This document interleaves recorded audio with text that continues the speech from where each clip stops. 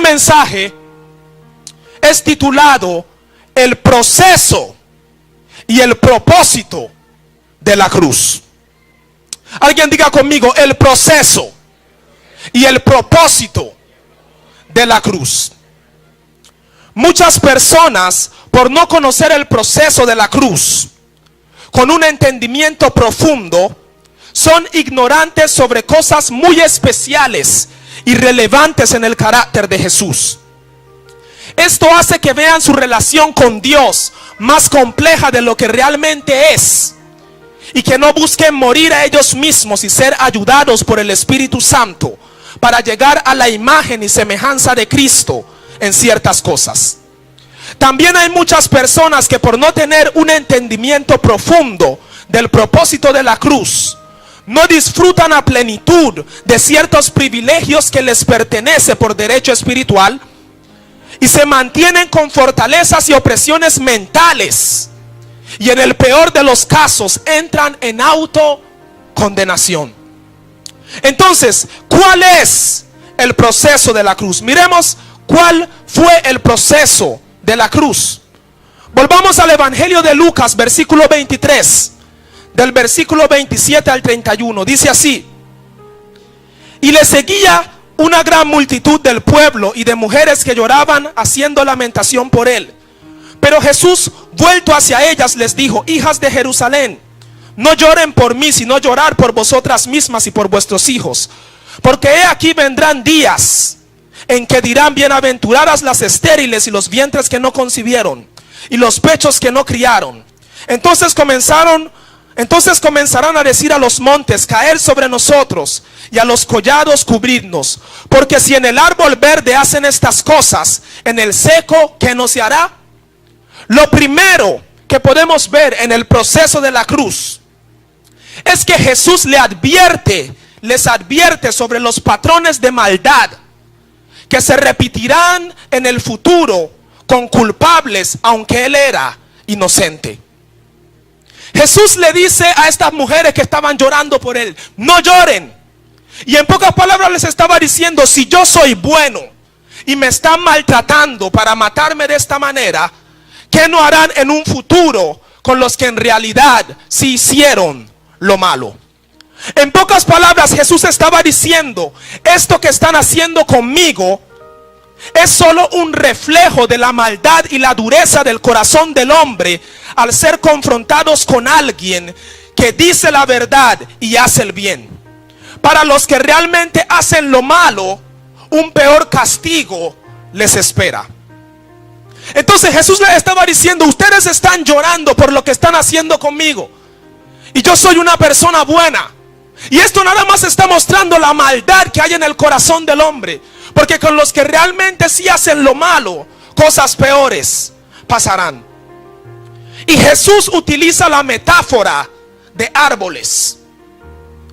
Jesús se presenta a sí mismo como un árbol verde, o como un árbol lleno de vida o fructífero, y a los que realmente hacen lo malo como árboles secos.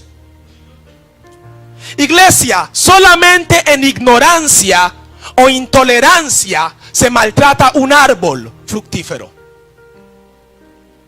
Los judíos tuvieron los dos problemas. Fueron ignorantes ante que Jesús es Dios, y fueron intolerantes con la verdad que salía de sus labios. Él confrontaba sus sistemas de corrupción y legalismo religioso.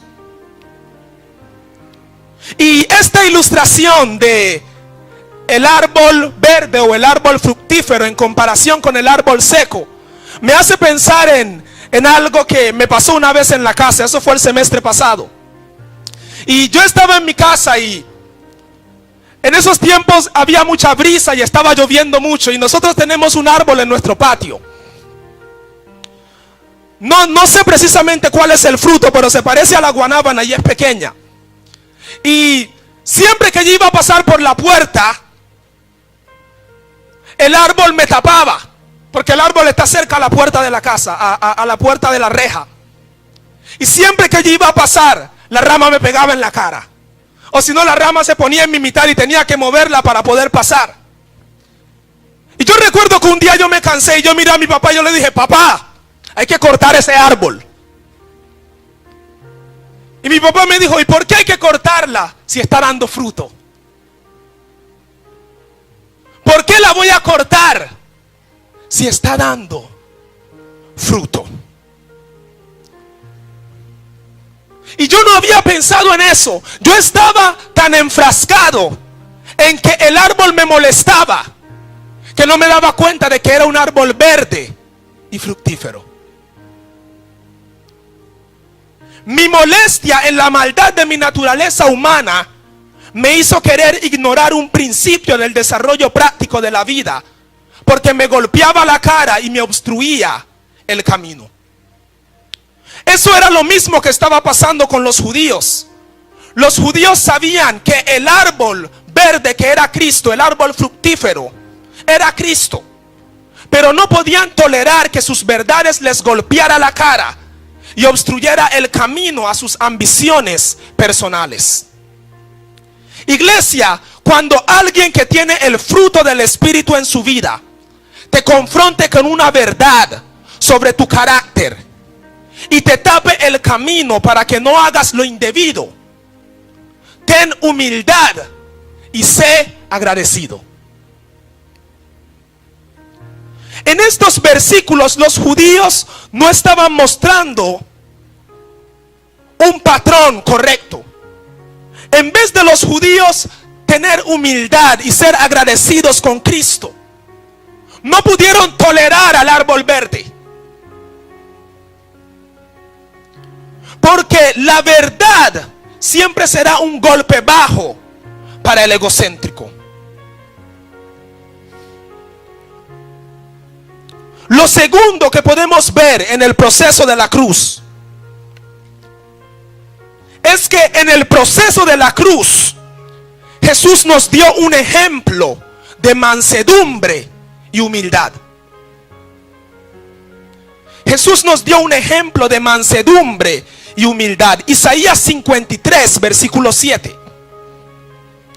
Dice Isaías 53 versículo 7: angustiado él y afligido, no abrió su boca. Como cordero fue llevado al matadero, y como oveja delante de sus trasquiladores, enmudeció y no abrió su boca. Y Lucas 23 versículo 8 al 10 nos muestra el paralelo en el Nuevo Testamento. Y dice así: Herodes, viendo a Jesús, se alegró mucho, porque hacía tiempo que deseaba verle, porque había oído muchas cosas acerca de él y esperaba verle hacer alguna señal. Y le hacía muchas preguntas, pero él nada le respondió.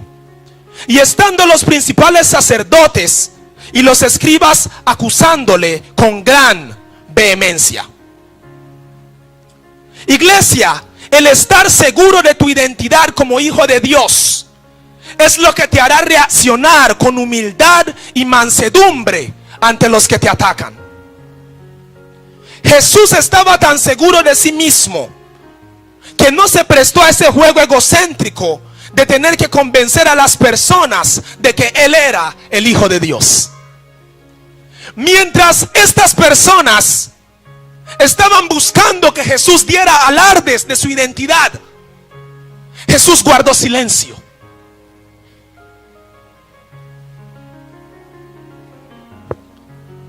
Iglesia, cuán diferentes somos a nuestro modelo a seguir. A veces decimos: no te metas conmigo, no me ataques, te va a venir juicio divino para que veas que yo soy un hijo de Dios. Frases como estas son palabras de cristianos que todavía están en la carne. Porque cuando estás en el Espíritu, entiendes que si estás haciendo lo correcto, no tienes que defenderte, porque Dios mismo defiende lo suyo. Tú no tienes que defenderte cuando la gente te ataca. Yo soy un hijo de Dios, no te metas conmigo, te va a venir juicio. ¿Para qué? Eso no fue el ejemplo que Jesús nos dio. Jesús guardó silencio, no dijo nada. Cuando las personas te ataquen, cuando las personas te persigan por la causa de Cristo, no tienes que defenderte. Dios es tu defensa. Aleluya.